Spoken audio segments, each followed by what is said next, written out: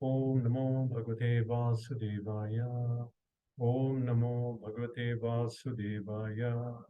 Om Namo Bhagavate Vasudevaya.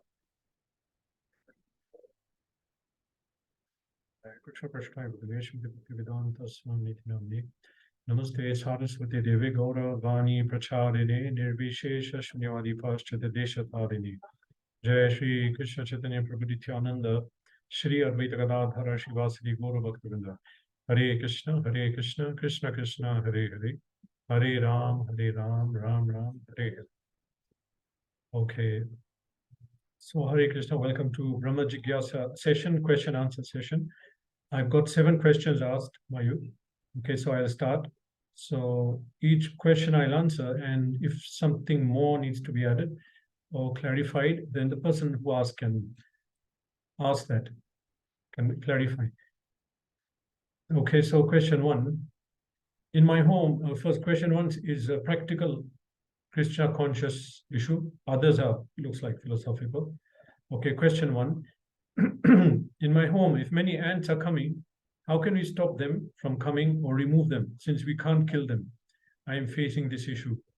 Yeah, devotees should not, will not kill the animals. Very first thing to do when cockroaches and ants and these things come is make sure all the food or prasadam containers are sealed. Everything should be sealed because we know what ants are looking for. If food is left uncovered or open in any place, there'll be many ants. Okay, that's one thing. Another thing is they have nests. Find the nest and cover it. Okay, that's what we do. And third thing is that sometimes it's temporary. There's a certain season, many ants come and congregate and do a lot of, then they just disappear. Okay. And more than that, we can check with some specialist. Okay. Next question. By the way, who asked this question? Nakul. Second question about Vedas. So I'm going to answer that in the next session because it's quite deep. I'll do some research. Okay. So proceeding now to the next question. Question 2. A person asked me, why is God so cruel that he let us suffer in this bondage of karma?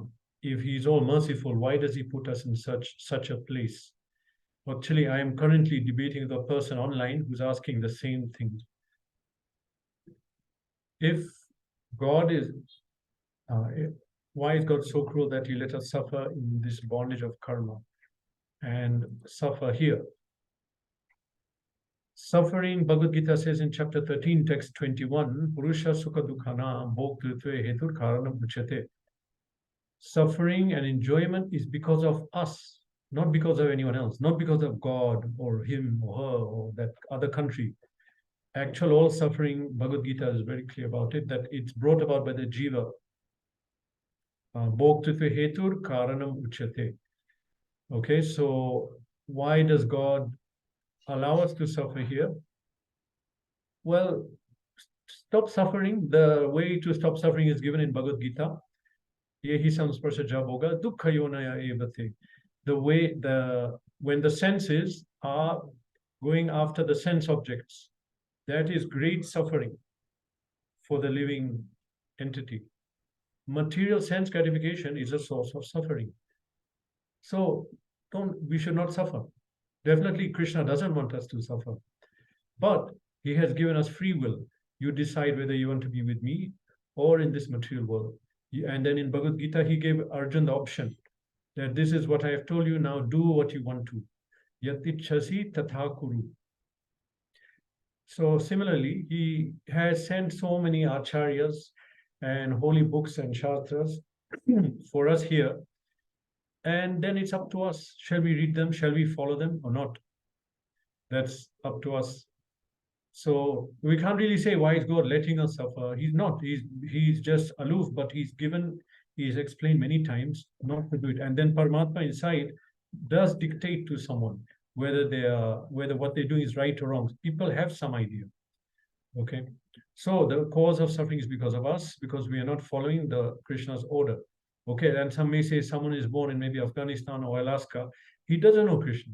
Okay, but that is also due to past life, because he decided not to know Krishna, and Krishna won't force him, so he's born very far away from Krishna and Vedic culture.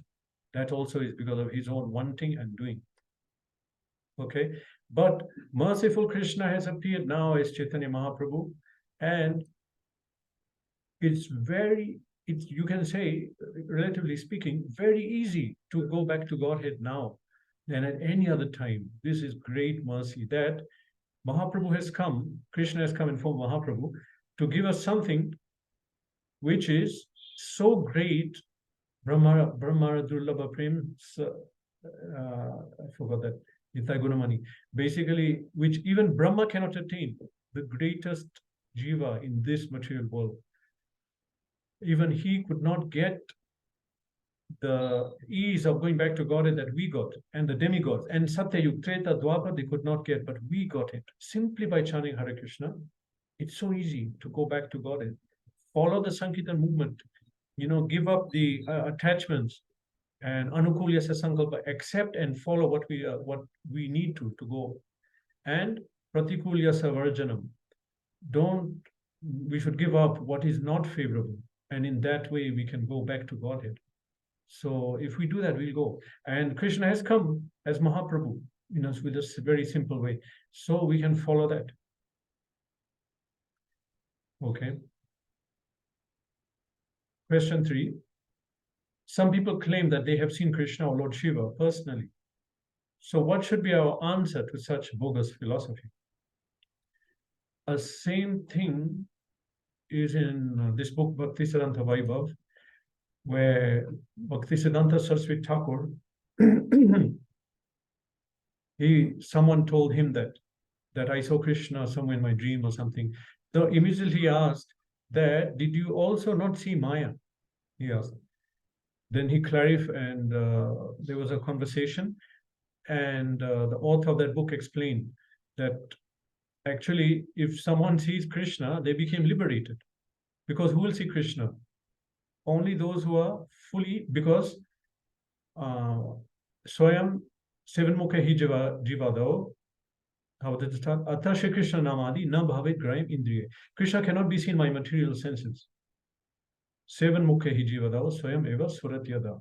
Only one who has awakened his love of God, not love of God, only one who has, you can say, has spiritual senses, he can see Krishna.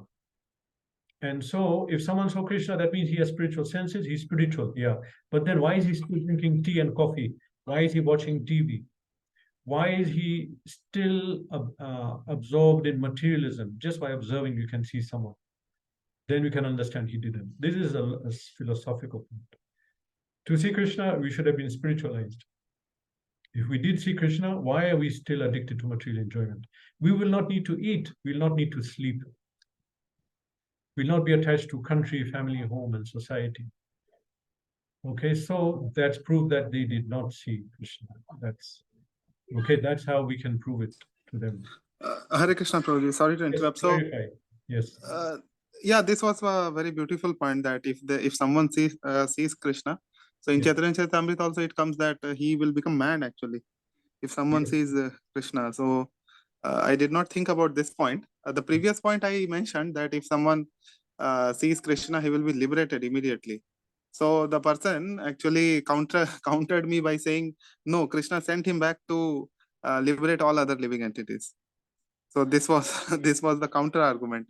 So I could not answer this part, but yeah, this I think this will answer it, because after seeing Krishna, someone will get mad after, and he cannot stay without Krishna actually. If someone has attained the love of Godhead.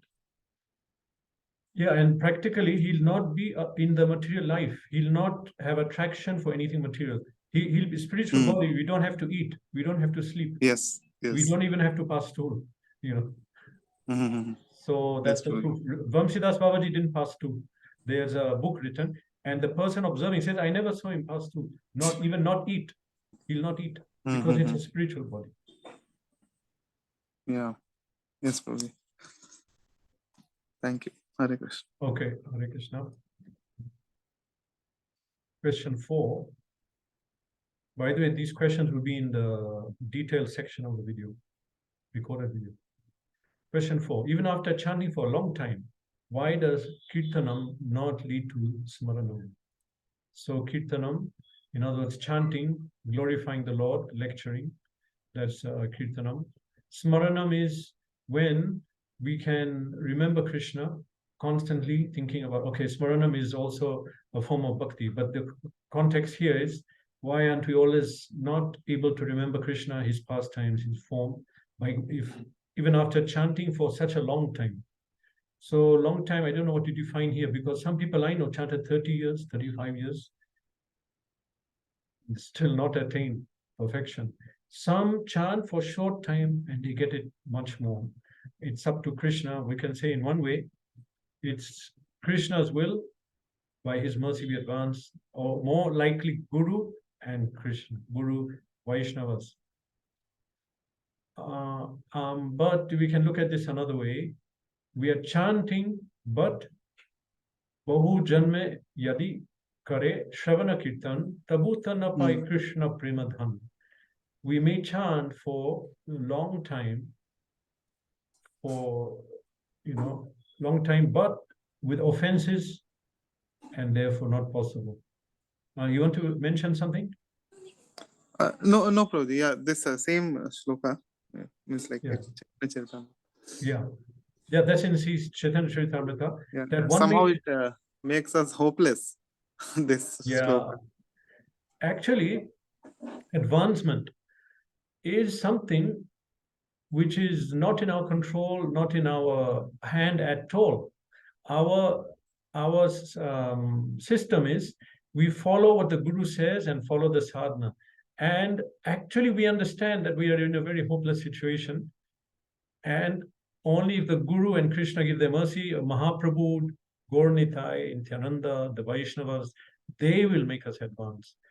Sometimes I speak to people, when will you take diksha? When will you take? They say, oh, it's not possible, I'm not qualified. Then I told them, actually, I was not qualified, neither was anyone qualified, and no one is qualified in Kali Yuga to take diksha, to say Krishna's name also.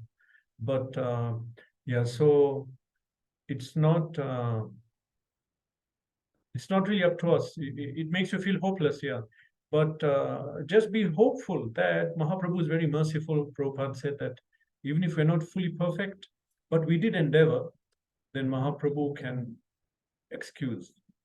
Even if 70%, 80%, I can't remember the number that Prabhupada said, but it can be, it need not be, fully.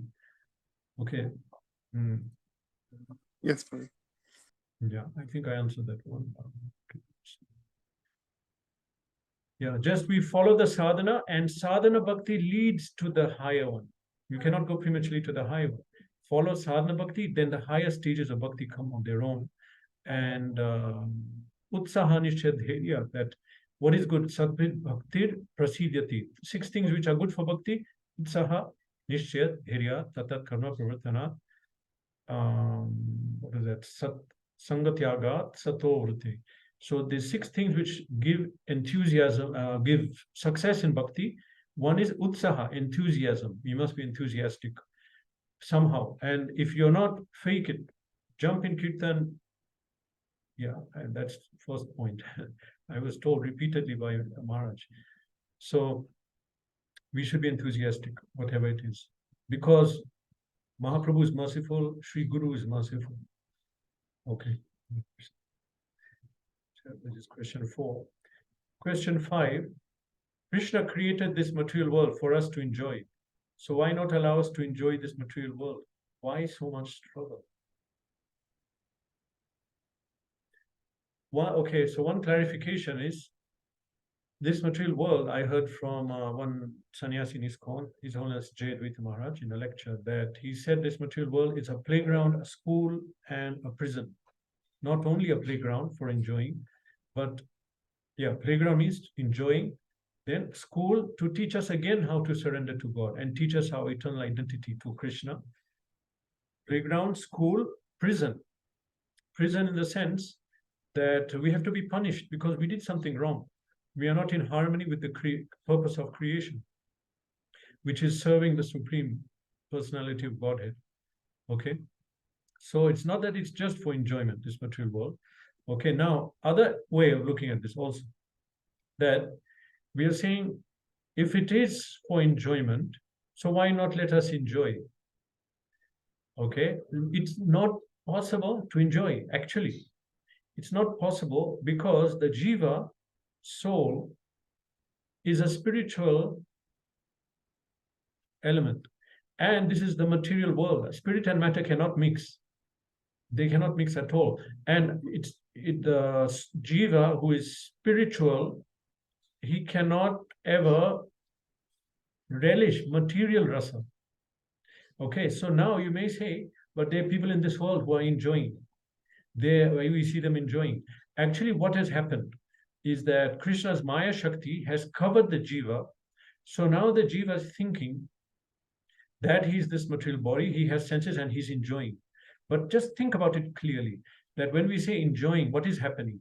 Because we have a tongue and I'm putting something on the tongue which is tasting good and I'm enjoying. Okay, but actually that's not enjoyment, because tongue is simply flesh. How can flesh enjoy anything? Okay, and then I put in the tongue, say, a sweet, and that sweet is a transformation of earth, water, fire, air, and that those two material things touch, and I think I'm enjoying. Okay, or highest material enjoyment, sex. So sex is, as Prabhupada said, combination of two urinals. So it's supposed to be some kind of sensation of the skin. Okay, but how can skin enjoy? How can flesh enjoy? Okay, so actually what is happening here is that the enjoyment is in the mind. The mind is being fooled by Maya to think I'm enjoying. Okay, and really if it's enjoyment, how is it that the same thing then can give suffering? Not enjoyment. If you overdo it, actually it will repel us. This is proof it's not actual enjoyment. Chanting Hare Krishna is never, how do you say, depressing or suffering. And seeing Krishna's beautiful form, we'd gone to Mayapur, we saw that form of Radha Madhav. So seeing that form is never suffering or some kind of difficulty, which proves it's really something blissful. But something blissful, how come in material world, may also give suffering? Cold water is pleasurable in summer, but in winter it's suffering. So it's not actual fact. The fact is that in the Maya, Shakti has covered us to cheat us, that you have to follow this female form or eat this and see that film and you will enjoy. Okay, and as I mentioned many times in lectures, for example, if you think, okay, female form is actually attractive, why isn't the dog or cat attracted? No, they're not. They have their Maya, which is separate according to their punishment system, which is what they are meant to undergo. They have their Maya, which is attracting them. They'll, like a cat, will be attracted to the mouse. So anyway, what I'm trying to say is that we came here to enjoy. Actually, there's no enjoyment. It's a myth, because the soul is spiritual and this is material world, but we got false ego covering to cheat us to think I'm in this world, I'm enjoying, I am Gujarati, Indian, Christian, Hindu, and then we think I'm enjoying. So actually it's not enjoying. Okay, and that's one way of looking. And it says here, why so much struggle? Struggle is there because it's something which is unnatural. Actually, the soul, as Prabhupada mentioned in the lecture, is if for somebody to pursue material sense enjoyment requires so much energy and money and time, I mean, resources. If you want to go and get intoxicated, you have to have money, then make the intoxication or buy it, then drink, spend time like that. It's, whereas bhakti, I can just close my eyes and meditate on Krishna or offer a flower onto a picture. But material sense gratification is very difficult because it's unnatural. It's not in harmony with nature, with the order of the universe. So it's going to be suffering. Okay, so there's different ways of looking at this. Why did Krishna create the material? To conclude, Krishna created this material world for us to enjoy. So why not allow us to enjoy? One, because it's not actually enjoyment. And so we are suffering actually. So Krishna wants to take us out. Okay. Two, this is a point also that we are suffering in this material world because Krishna is seeing we're in a position which is not so happy compared to if we were in Goloka with him. That's much more pleasurable. So he causes some kind of suffering to make us come out. Okay. But three, that the jiva is not actually able to enjoy. Was that part one I said? Jiva is not actually able to enjoy. Okay. Yeah, that is there. And then Krishna, he is giving some suffering to take us out because we are not able to enjoy here the happiness that we actually want and need. It's beyond this material world. So he wants to take us out. And this is the answer. This is why there's so much struggle and why we cannot say Krishna is not allowing us to enjoy. It's not like that. It's not possible. Okay. And some suffering he gives, that's to take us out for our benefit. But still, there is some kind of ephemeral, that is imaginary, some kind of happiness in the material world, which is like a dream. In a dream, I may be enjoying something, but it's not really. It's not. It's illusion. Okay, that's question 5. Okay, just some more clarification. Someone can just, ask more.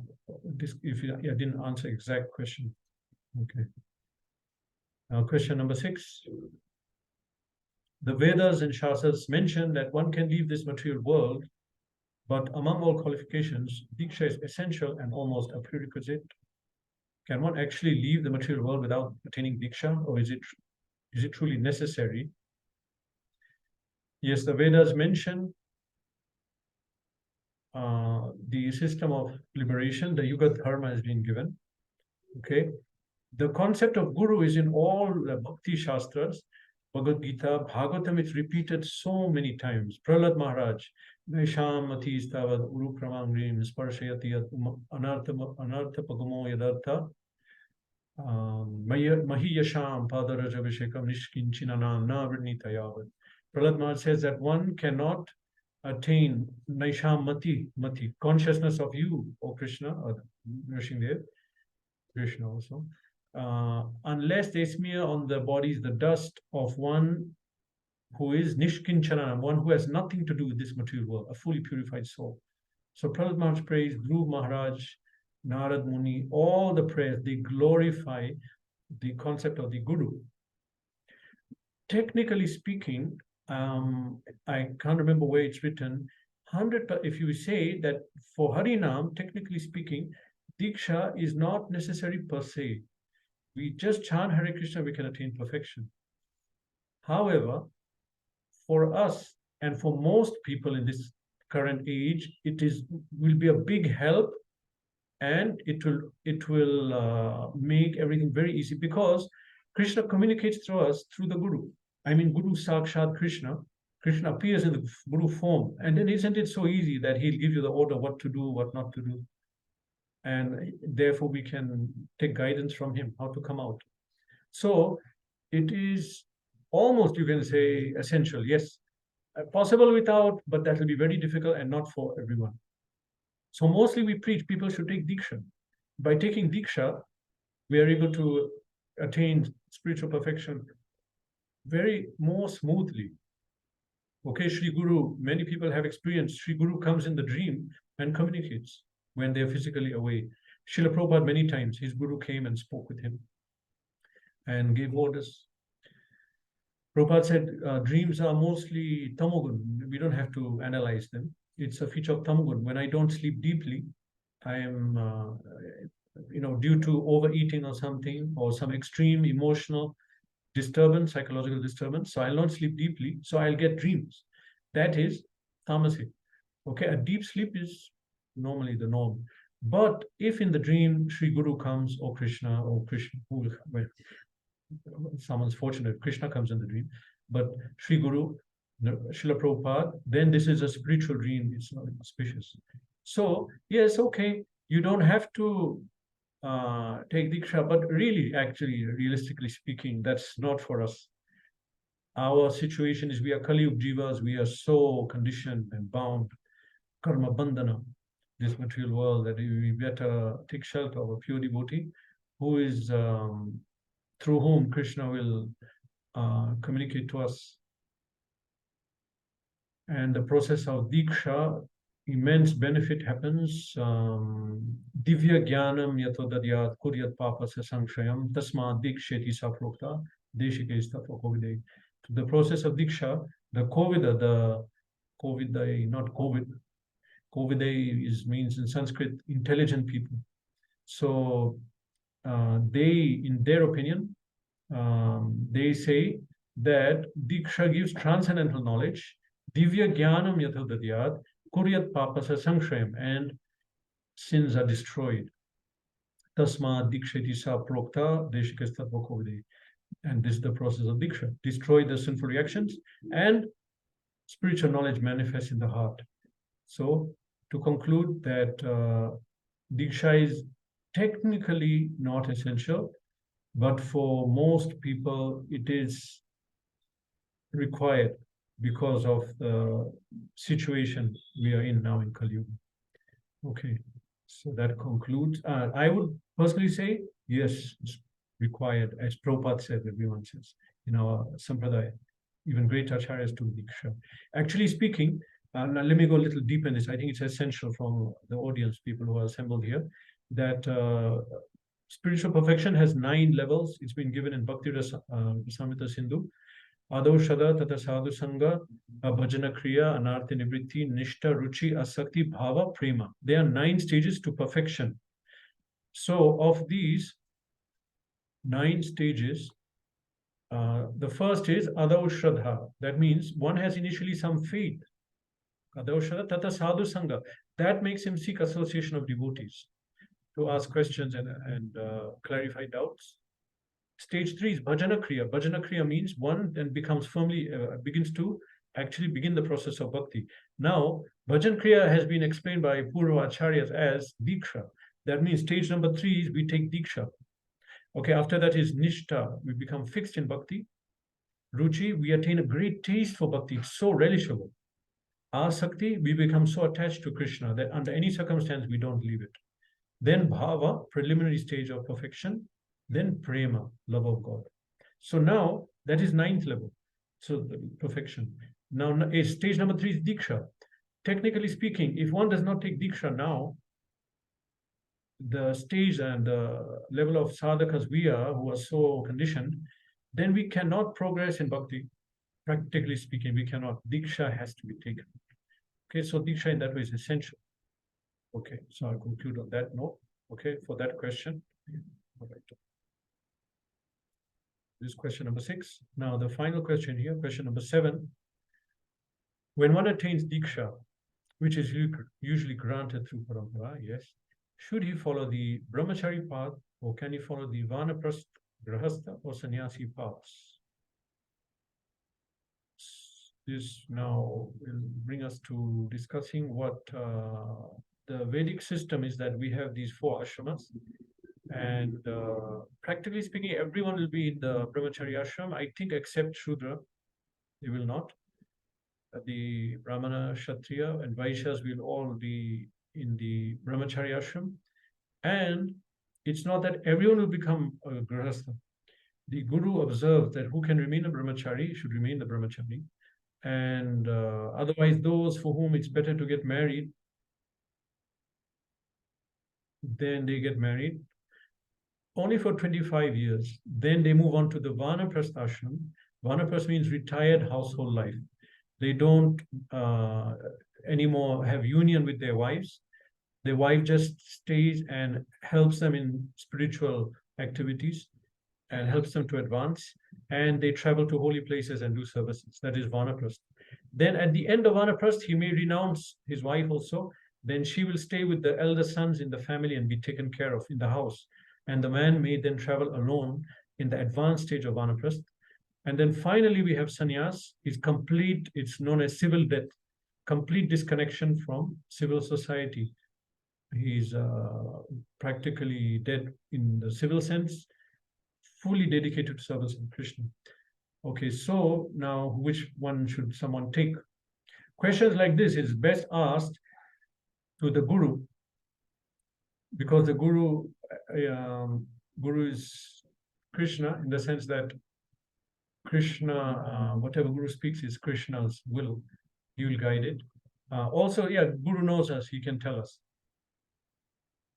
what is the best situation for us. Srila Prabhupada mentioned many times that unless someone is adamant to get married, he recommends that they remain brahmachari, because he mentioned in a quote I saw in Brahmachari book written by His Holiness Bhakti Vikas Maharaj, that for one who is a brahmachari, he's 75% liberated.